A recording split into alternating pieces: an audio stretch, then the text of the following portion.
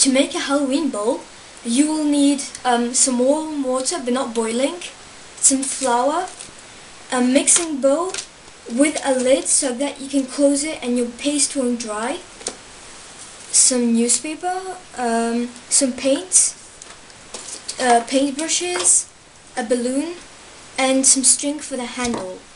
Don't forget to rip your strips before making the glue because it takes a bit of time. So don't forget to put some newspaper on your working spot so that it won't get all dirty. So to make the paste, you will need to put 5 spoons of flour, 2, 3, 4. Actually 4 will be enough.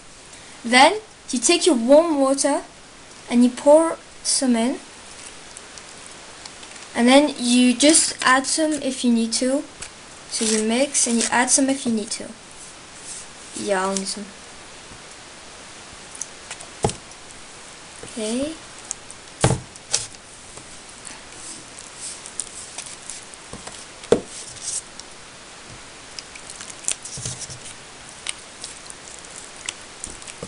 So you just mix. Don't worry if there are little bits, but you have to make sure that there aren't too big bits because that would suck. Okay, so now I think it's good. It has to have about this consistency. I don't know how much water or flour you need, but just try to get this, okay? And the little parts, it doesn't matter. Okay, now we move on to actually sticking it on with your super paintbrush, or if you want with your fingers. You put a bit of glue on the balloon.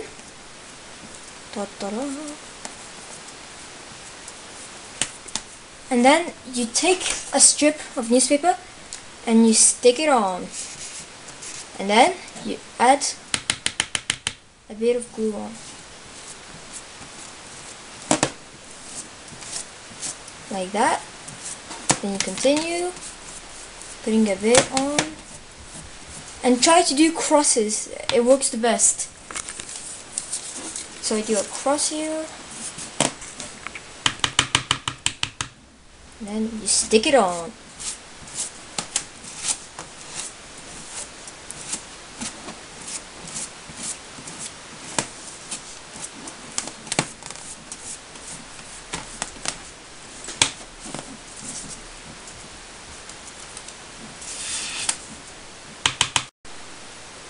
Okay, so this is only the first layer done. As you can see, I put 2 things of tapes on the box so that my balloon doesn't move too much and I can actually touch it without it going off. So I'm gonna start my second layer, and I advise you to do at least 3 layers so that it's nice and strong. And seeing as you put candy inside, well, you need it to be nice and strong if you can see what I mean. If you look over here, I let a bubble go. You shouldn't do that because you just don't do it, okay? It's bad. Okay, so I'm going on to my second layer. So now, as you can see, I didn't go too much down because you don't need it to be so big for a box. So on my second layer, just make sure to not see any more of your balloon. So normally now I shouldn't see any more pink at the end of my second layer. And then I think I'm going to do 3 or 4 layers. Depends. Okay, so this is my papier maché balloon after much more than 4 layers. What I did is I privileged the top here. So I made it much stronger, and also the bottom. And as you can see, this is how thick I made it. So it's much more than 4 layers actually. So now I'm going to put it to dry, but don't forget, actually you need to make sure that all your corners are nice and smooth and there aren't little bits sticking out. So what you do, you take a bit just glue like that, and just stick down everything in one same direction like that. So you do that, and also I just realized you don't need to wait until every layer is dry before putting another layer, so you can just put all the layers as I did and then make it dry. This is the same concept as for a piñata. Okay, so this is my papier maché finished, so I'm going to put it to dry next to a radiator. Don't put it too close to the radiator, otherwise you can burn it and that would really suck. Okay, so this is my papier maché after a night, so I left it over for a night. As you can see, it's really hard. It makes a bong bong noise. So now what we're going to do, it's the most fun part for me, we're going to pop the balloon, okay? So you can take a blade, a small blade, okay? Or a pin or a needle, whatever you want, or even a toothpick, and you're going to pop your balloon, okay? So you hold it here, and then, okay, this is going to be scary. Whoa! And inside, you will have your balloon. Yay. So clean it a bit. The little parts that can be in. Et voila! Now we're going to paint it, and I'm going to do a pumpkin, but you do what you want. So I'm going to need some orange, and seeing as I didn't have any, I mixed up a bit of acrylic paint and food coloring, and it gave me this nice orange, and I really like it. So what you do, or you paint it with a paintbrush, or you want to do a little effect and you take it like on the tips of your fingers and you go like that, but it takes ages. That I recommend you rather for smaller parts. Or you take this little cube of sponge, so I've got this, then you dip it in and you do little blobs like that. This could make it look a bit antique if you want, but I'm not going to do that. I'm just going to show you, but I'm not going to do it all the way through. Like, so this is my papier maché pumpkin when I've done 2 layers of orange paint. What do you think? So now what I'm going to do, since it's a pumpkin, I'm going to paint the eyes and the face and the nose. So with a bit of water, you put it in your black paint. Okay, and then you paint it.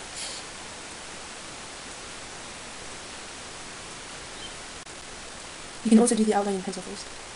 But I'm a barbarian. So this is just to know where I painted. Okay? A bit bigger maybe?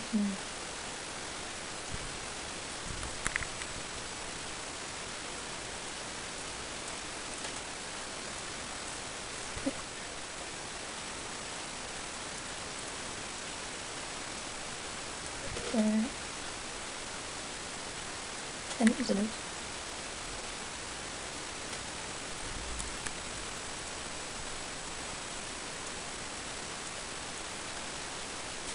You can also use an image from internet. That's actually what I'm doing. Right. As you can see, I'm not the greatest Halloween artist, but everybody should manage this. It's easy.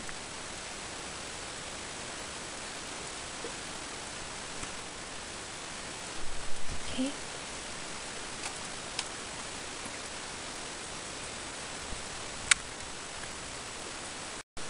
So normally this is how it looks like after you've painted its face, or however you want it, really. It doesn't have to be a pumpkin. You can do a witch or something, a ghost.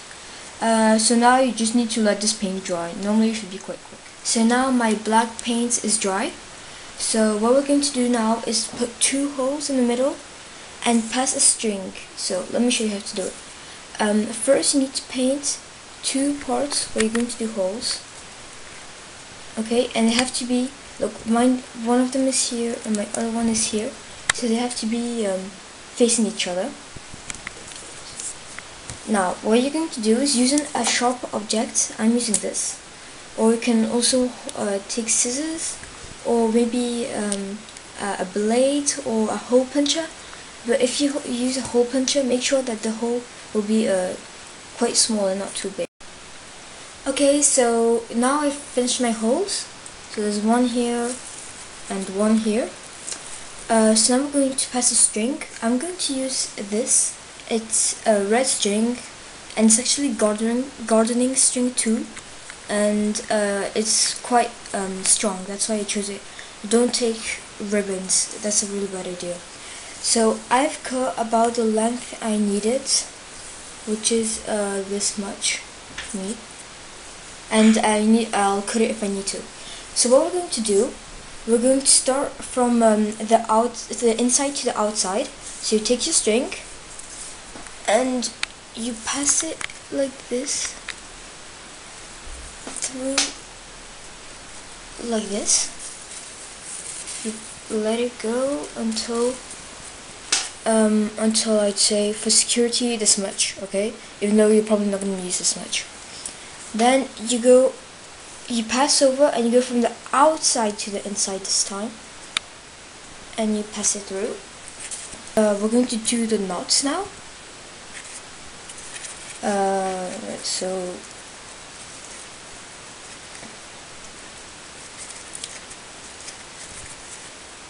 try to not do your knots at the very end of your string, because otherwise your handle will be too big.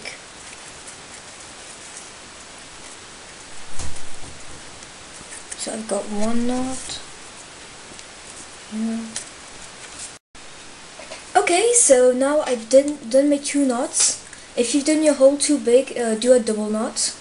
And now what we're going to do is we're just going to cut the string that's too much. So like you cut until here about, like that. 1, 2.